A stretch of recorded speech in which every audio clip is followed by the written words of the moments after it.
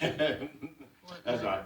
Sometimes when you talk to people that comes up in the conversation with people that are not saved or people that say that they're not saved or don't believe in God, and they talk this thing about, I had a I had people over time say they want to go to hell.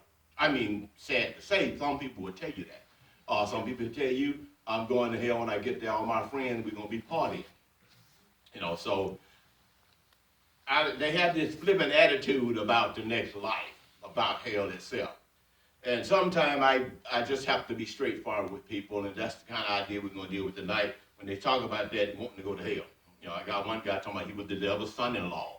He was a child of the devil, almost Satan worshiper. And on some of them go with this, don't seem to doctor know what it's all about when they talk to you, but they do have this flippant kind of nonchalant way of dealing with the idea of dying and going to hell. And they make statements like that. So I decided, as preachers and Christians, it's our job to inform people. We want people to be informed. We want them to be informed about how to get to heaven, right? But I decided it's my job to inform them about how to get to hell too. So this really going to be a sermon for anyone that wanted to go to hell. I want to tell them how to be absolutely 100% sure they get to go. If they want to go, I want to make sure that they don't mess up and make a mistake and don't get where they want to go. I want them to be informed. I want them to be able to understand, if you want to get there, I want you to have the proper direction. I don't want you to miss your destination. If that's where you really want to go, I intend to tell them how to make sure that you don't miss your destination. If you want to get there, as a preacher, I'm going to tell you how to make it.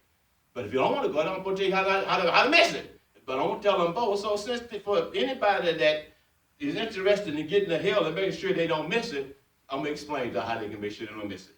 So we're going to look at a few verses to make this point here. We're going to be in different places. Now we're going to go to a song. It's really only three things that's required for a person to go to hell. There's three things that are required for them to go to hell. And them the three things we're going to give. Three requirements to make sure you get to hell if you want to go. And we're going to be in Psalm, we're going to Psalm 51:5. Something David said in Psalm 51:5. David had that scene with Bathsheba, and this was his time of repenting, and he's into that repenting mode, and he makes this statement in Psalm 51:5. And this is what he said in 51:5. David said, "Behold, I was shapen in iniquity, and in sin did my mother conceive me." David said, "I was shapen in iniquity, and in sin did my mother conceive me." David said, "I was a sinner when I was conceived, and when I was a sinner when I was inside of my mother's womb, before I was even born." David said, "I was a sinner before I was born." So we see that statement down. Now let's go and just look at the further a little bit more, like the same idea. And we'll go to Romans 3:10. Go over to Romans 3:10, chapter 3. And we'll look at 3:10 and 3:23. Paul here, making this statement here, in Romans 3:10. And we'll read 10, 11, and 12. 3:10, 11. "As it is written, there is none righteous, no, not one. There is none that understand it. There is none that seek after God. They are all gone out of the way. They are altogether become unprofitable. There is none that do it good, no, not one." Now see that statement? There's written there is none righteous, no, not one. Paul said, ain't nobody right. Everybody's a sinner. There's none that do it good. There's none that seek after God. They are all gone out of the way. So between David's statement in Psalm 51 and Paul's statement here, and we go down to 3:23 and accommodate Paul's statement, 3:23, "For all have sinned and come short of the glory of God." The number one requirement to make sure that you can get to hell is be born into the world a sinner. Now you got to be born. You got to be a sinner if you're going to go. And how you get to be a sinner? Just be born. But they're not righteous. No, not one. We all have sin that goes out of the glory of God. "I was shapen in iniquity and conceived in iniquity and shapen in sin." David said, we are all born sinners. What's the requirement? Anybody want to get to hell? Just be born a human being. That's all you got to do. That's the number one thing. Just be born to be human. If you're born you're human, you are on your way to hell. You're born on your way. You're born with a sin nature. You're born not right. You born from Adam with a sin nature, but by one man sinning in the world, death by sin, that was Adam. So just be born. So if you're living as a human being on this planet, you already meet the first requirement to get to hell. You're born a sinner.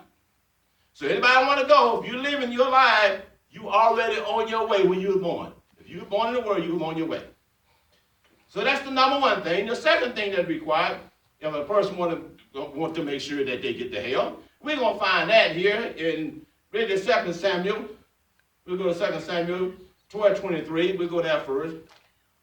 2 Samuel will give us a little idea about this other requirement. And we'll be two places for that. Now, it's a statement made in 2 Samuel. 2 Samuel here, 12:23. We'll read 22 and 23. 2 Samuel. And he said, this is David here, speaking here after this scene. He said, and he said, while the child was yet alive, I fasted and wept. For I said, who can tell whether God will be gracious to me that the child may live? But now he is dead. Wherefore should I fast, and I go and bring him back? I shall go to him, but he shall not return unto me. So you see David saying the child that died, this conception, this sin he did with Bathsheba, a baby came out of it and the child died. David said, the child can't come back to me, he dead. But when I die, I'll go to where the child at. So David said, hey, I'm going to go where the child at. And we know David was a man after God's own heart, and David was a saved man. So David saying the child is going to be with the Lord.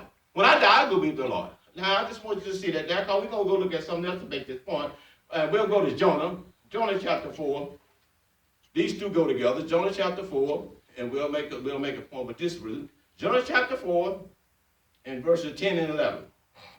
Jonah 4:10. Now remember Jonah, the Nineveh. Know that Jonah had preached, and God was going to destroy Nineveh. That was the setting for this type of these verses we find. Jonah 4:10. Then the Lord said, there has had hit it on the guard, for which there had not the labor, neither made it grow, which came up at night and perished in the night. And should not I have spared Nineveh, that great city, where are more than 6,000 persons that cannot discern between their right hand and their left hand, and also much cattle. Now see that statement in verse 11? God said, should I not spare Nineveh? Well, there's over 60,000 people, 60,000 people that cannot discern between their right hand and their left hand. That discerning between the right hand and the left hand, Lord said, it's 60,000 people that can't understand right and wrong. He's 60,000 down there that can't even grasp what right and wrong is. He's basically talking about 60,000 children. Someone that's not old enough to understand right and wrong. So I said, should I not spare for that group that can't understand right and wrong? God said, it's a bunch of people down there that really have not deliberately sinned. 60,000 that don't understand what it is. So between what David said about going to be with the child and what Jonah say right here, the Bible that tells me that children, people that don't understand right and wrong, don't have to worry about going to hell.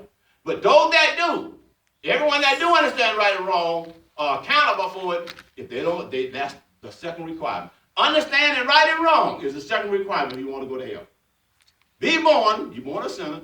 Understanding that you know what sin is, right and wrong, and that's the second requirement. Because if you don't understand what it is, God don't send people to hell, like children that die as babies. Babies that's aborted. Mentally retarded children that's got the mind of 5-year-old. They ain't got to worry about going. They don't grasp their right hand for their left hand. That's the point he's making. So one what David said, that baby wanted to be with the Lord. Why? He didn't understand right and wrong. That's right. And that's what Jonah is saying here. But if you do understand, you meet the second requirement to go to hell. You're born a sinner, and now you understand you do right and wrong, what good and bad is. As long as you understand that, then you meet the second requirement. So we got two, being born, that puts you on your way to hell. Then understanding that you do right and wrong keeps you on your way to hell. You're born on your way. Once you understand what right and wrong is, you keep yourself on the way. If you die before that, you ain't got to worry about it.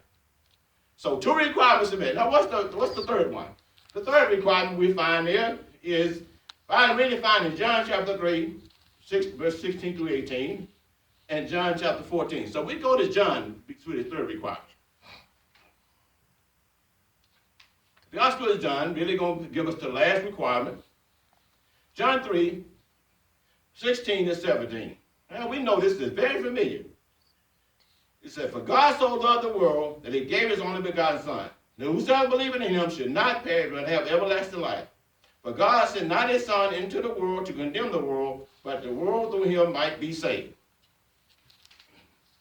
And he that believeth on him is not condemned, but he that believeth not on him is condemned already, because he had not believed on the name of the only begotten Son of God. Now we see John talking about trusting Jesus, not trusting Jesus, then you condemn. Now let's go on over there and read chapter 4. Chapter 4. Go to 14:6. We go to John 14:6, and we'll see the last thing that we're going to look at in this requirements to get to hell. 14:6. Jesus makes this statement very plain here when he's talking to the power of the disciples about how to get to heaven. For in 14:6, and Jesus said unto him, I am the way, the truth, and the life. No man come to the Father but by me. That other statement right there. So John 3:16 and John 14:6 said, the only way not to go is trust Jesus. So if you don't trust Jesus, that's the third requirement to get to hell. So if you want to be sure, anybody want to be sure they're going to hell, be born, that means you're living, live to the age of understanding right and wrong, and don't trust Jesus. That's the only three things you need. If you know three requirements, you're guaranteed, absolutely, 100% to go to hell. Anybody want to go, just don't trust Jesus. Just don't do that last one. Just don't, because he said, I'm the way, the truth, and the life. No man come to the Father but by me. So anybody that really wants to get to hell, they insisting on going there. They want that to be their destination. They don't care nothing about this life. They don't believe in Jesus. They want to be Satan worshipers. Let me help you out. Just never call on Jesus, and you will guarantee 100%, absolutely sure, go to hell. No doubt about it. You won't miss it. I don't want you to miss it if you want to go. Make sure that you never call on the name of the Lord, and your destination is guaranteed to be hell. You born a sinner, you live to understand right and wrong, and you don't want Jesus. That's it. There's not a whole lot required to get to hell. So for these people that talk that stuff, sometimes run out their mouth by, I don't care if I go to hell, I'll be down there partying with my friend, or I'll be down there drinking a Budweiser. I can make sure you get there. I'm telling you how to do it. Skip Jesus Christ. Just don't have nothing to do with it. If you really want to go, reject Jesus, and you will not miss it. Because you already met the first two. You will live and you're a sinner, and you understand right and wrong once you got to, and you don't want Jesus, that seals your destination. So how can a person get to hell if they don't want to go? Be born, understand right and wrong, and don't worry about trusting Jesus. That's how to do it. They ain't got to figure out how to get there. Anybody want to be sure they're going, I'm telling you how to get there. You can be 100% sure that you won't miss it, that you'll be there forever. If you really want to go, if you really want to make sure you get there, just don't trust Jesus. All these countries don't want Jesus. They're guaranteed to go to hell. I don't know why we think they're going if they want Buddha. Yeah. Why we think they're going if they want Muhammad? If they don't want Jesus, they are 100% absolutely sure to go to hell. Because what Jesus said, I'm the way, the truth, and the life. No man come to the Father but by me. So if they're not going to come to Jesus, they're 100% sure to go to hell. I know preachers better tell them, but you got flipping people in America talking about they want to go. Well, I told you how to get there. Anybody trying to figure out how to get there? So all you people that want to go to hell, make sure you understand the easiest way to get there is just don't trust Jesus. That's all you got to do. Just reject the preacher. Don't believe the Bible. Don't go to church. Don't have to do with God. Don't want to do with Jesus. Say he ain't the Savior. Say he's not real. Just keep on down that path and you won't miss hell. Now, you'll wish you had missed it when you get there. I'm going to tell you, you're going to be sorry. I'm going to tell you, we don't want you to go. I'm going to tell you that's not what God wants, but you can go if you want to go. And I want to make sure that you know how to get there. Don't trust Jesus Christ, and you will get to where you want to go. Hell. Got to make sure you get there. So anybody that's trying to figure out where they're going and saying, I don't want to go to heaven, and this is where you're going, to hell without Jesus. And you'll be cast in the lake of fire at the end. Now, we don't want you to go there. God don't want you to go there. But if you really want to go, I hope this message was helpful to anyone that's trying to make it. Don't try to figure out how I might miss it. I'm going to tell you, you won't miss it. You're born a sinner. You understand right and wrong. Don't trust Jesus. And you will not miss hell. You need no worry. You will make it. Guaranteed to make it. Because we're guaranteed to make heaven because we did trust Jesus. See, both of them are guaranteed. Heaven guaranteed the one that called on Jesus. Hell guaranteed for the one that don't call on. It's pretty simple to get to hell if you want to go. And everyone don't want Jesus. They already made their decision where they want to go. And all of us that have trust Jesus, we already made our decision where we want to go. Everybody gets to choose where they want to go. Isn't that nice? God lets you make your own mind up. I want to go to hell. Don't call on my son. I want to go to heaven. Call on my son. God made it so simple. So why people trying to figure out, I want to go to hell. Don't worry. I know I told you how to get there. But if you want to go to heaven, just reverse that and trust Jesus. Both of them are not complicated. Because he's the way and the truth and the life. And no man comes to the Father but by me. Those that don't believe is already condemned. That's exactly what John said. But I did want to make sure we cover those that don't understand. Children, people that have the mind of 5-year-olds, people that can't decide right and wrong. God got them covered. But for all the rest of them, we better get on board with Jesus. Are we guaranteed to go to hell? God guaranteed both. God guaranteed heaven. God guaranteed hell. But they both tried to what? Having Jesus or not having Jesus. They all tried to the exact same person. And that's all I wanted to give you. So for these bold, loudmouth, smart-aleck people that want to go to hell, I hope this was helpful to get you to where you want to go. And I'm done, and I pray to be finished. Again, Father, we thank you for your blessing. Thank you for your word. We thank you for goodness to us. We thank you, Father, that we came to Jesus. We have a home in heaven. Now we pray, Father, no one really wants to go to hell, that they'll change their thinking before it's too late. But if they continue down that path without Jesus, they'll be there, and they'll get to the destination that they decided. We all decide where we're living, accept the Lord or not. Pray you bless the rest of this week. We thank you for goodness to us. We give thanks in Jesus' name. Amen.